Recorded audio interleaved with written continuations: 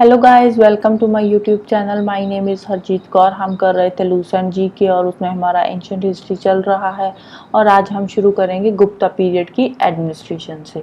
जो गुप्ता टाइम पे एडमिनिस्ट्रेशन थी वो इतनी ज़्यादा सेंट्रलाइज नहीं थी जितनी ज़्यादा कि मौर्यस के टाइम पे होती थी। जो गुप्तास की एडमिनिस्ट्रेशन थी वो हाईली डिसेंट्रलाइज्ड एडमिनिस्ट्रेशन थी। उस टाइम पे पैट्रिमोनियल ब्यूरोक्रेसी काम करती थी। हेरिडिटरी ग्रांट से हमें ये पता चलता है कि उस टाइम पे जो इकोनॉमी थी वो क्वासी फ्यूडल करैक्टर की इकोनॉमी थी। मतलब कि इकोनॉमी प्रॉपर फ्यूडल करैक्टर की नहीं थी, फ्यूडल की तरह काम नहीं कर रही थी। फ्यूडल करैक्टर में क्या होता है, इसमें होता है जो लैंड होल्डर्स होते हैं वो अपनी जमीनें टेनेंट्स को दे देते थे in exchange for loyalty. But यहाँ पे फ्यूडल सिस्टम अच्छे से काम नहीं कर रहा था। जो ट्राइब्स थे वो सेल्फ गवर्निंग ट्राइब्स हुआ करते थे और उनके जो चीफ होते थे वो आके इंपीरियल पावर्स को आगे रिप्रेजेंट किया करते थे।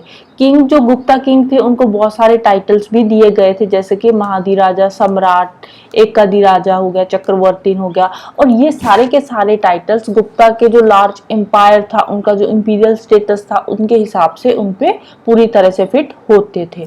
और गुप्ता के टाइम पे क्राउन प्रिंस को अपॉइंट करने की प्रैक्टिस भी काफी ज्यादा चलती थी उस टाइम पे। जो गुप्ता किंग होता था उसको असिस्ट करने के लिए कुछ काउंसिल ऑफ मिनिस्टर्स होते थे जिसको बोलते थे मंत्री परिषद और मंत्री मंडल।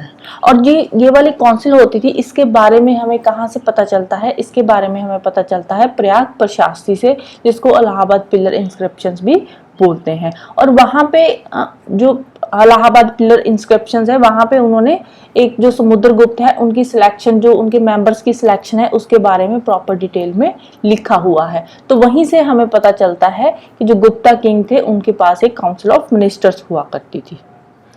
अगर हम हाई ऑफिसर्स की बात करें तो हाई ऑफिसर्स में होते थे कुमारमत्या एंड साध्वी ग्रहिकास, और इनके बारे में भी हमें अर्ली इंस्क्रिप्शन से ही पता चलता है। जो कुमारमत्यास होते थे वो चीफ केडर की रिक्रूटमेंट करते थे, जो हाई ऑफिशियल्स होते थे उनकी रिक्रूटमेंट करते थे। इसमें वो मंत्री हो गए, सेनापति हो गए, महादना नायिका हो गए। महादना नायिका होता है मिनिस्टर ऑफ जस्टिस, साध्वी ग्रहिका मतलब कि minister of peace and war. इन सब की जो रिक्रूटमेंट होती थी, इनकी रिक्रूटमेंट करते थे कुमारमत्यास।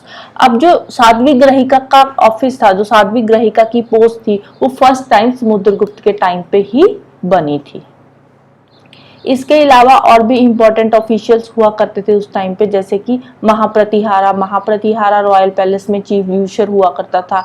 दंडापशिका, ये पुलिस डिपार्टमेंट में चीफ ऑफिसर हुआ करता था। विनायस्थी स्थापक हो गया, ये रिलीजियस अफेयर का चीफ ऑफिसर हुआ करता था। पिलुपति, ये एलिफेंट कॉर्प्स में चीफ हुआ करता था। महाशिवापति, ये कैवेलरी में चीफ हुआ करता था। इसके अलावा गुप्ता पीरियड में आपको बहुत सारे इंपॉर्टेंट भुक्तीज भी देखने को मिलेंगे। भुक्तीज मीन्स प्रोविंसेस। कुछ इंपॉर्टेंट प्रोविंसेस भी उस टाइम पे हुआ करते थे। जो सिटी की एडमिनिस्ट्रेशन का काम होता था वो काउंसिल के हाथ में होता था। सिटी की एडमिनिस्ट्रेशन को काउंसिल देखती थी, जिसमें कि सिटी कॉर्पोरेशन का एक प्रेसिडेंट होता था। इसके अलावा मर्चेंट्स का एक चीफ रिप्रेजेंटेटिव हुआ करता था, आर्टिसंस का एक रिप्रेजेंटेटिव हुआ करता था और एक हुआ करता था चीफ अकाउंटेंट।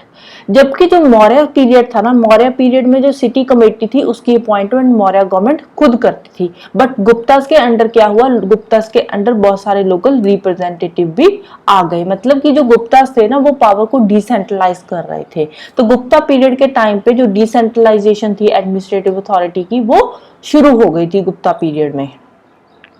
फिर गुप्ता पीरियड के टाइम पे जो विलेज हेडमैन हुआ करता था, विलेज हेडमैन पहले से बहुत ज्यादा इंपॉर्टेंट हो गया था गुप्ता रूल के टाइम पे।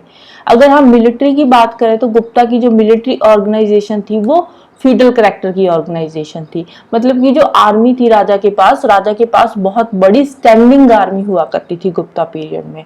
गुप्ता पीरियड में पहली बार इन्होंने सिविल एंड क्रिमिनल लॉ को क्लियरली बताया था, क्लियरली डिफाइन करा था कि सिविल लॉ क्या होता है और क्रिमिनल लॉ क्या होता है। जो गुप्ता किंग थे वो प्राइमरीली डिपेंड करते थे लैंड रेवेन्यू पे, और लैंड रेवेन्यू इनको कितना मिलता था, जितनी भी प्रोडक्शन होती थी उसका 1/4 से लेकर 1/6 के बीच में लैंड रेवेन्यू इनको मिलता था। गुप्ता पीरियड के टाइम पे जो आर्मी हुआ करती थी, आर्मी का सारा खर्चा कहाँ से आता था, लोगों से आता था। कैसे आता था लोगों से, वो लोगों से एक टैक्स लेते थे और उस टैक्स का नाम होता था सेना भत्ता। विलेजेस की अगर हम बात करें तो विलेजेस में फोर्स्ड लेबर भी काफी ज्यादा उस टाइम पे चलती थी, और फोर्स्ड लेबर जो होती थी उसको बोलते थे विष्टी। और ये बेसिकली किनको सर्व करती थी, ये सर्व करती थी रॉयल आर्मी एंड ऑफिशियल्स वगैरह को ये सर्व करती थी। गुप्ता पीरियड में लैंड ग्रांट्स भी काफी तरह की थी, जैसे कि अग्रहा ग्रांट्स होगी, देवाग्रह ग्रांट्स होगी, ये सारी ग्रांट्स गुप्ता पीरियड में चलती थी। और उस टाइम पे जो सॉल्ट एंड माइंस के रॉयल राइट्स होते थे ये आगे ट्रांसफर कर दिए गए थे। जबकि जो मौर्य पीरियड था, मौर्य पीरियड में सॉल्ट एंड माइंस के जो राइट्स थे वो मौर्य पीरियड के मौर्य जो किंग थे उनके पास ही हुआ करते थे। मतलब कि जो मौर्य की सॉल्ट एंड माइंस पे मोनोपोली हुआ करती थी, कोई और नहीं आ सकता था। बट गुप्ता के टाइम पे इन्होंने जो राइट्स थे सॉल्ट एंड माइन के वो आगे ट्रांसफर कर दिए थे, right. So this is all about today. Next हम करेंगे गुप्ता पीरियड की सोसाइटी के बारे में। तो जाने से पहले वीडियो को लाइक कर देना, शेयर कर देना और चैनल को सब्सक्राइब कर लेना। Thank you, bye bye and have a nice day.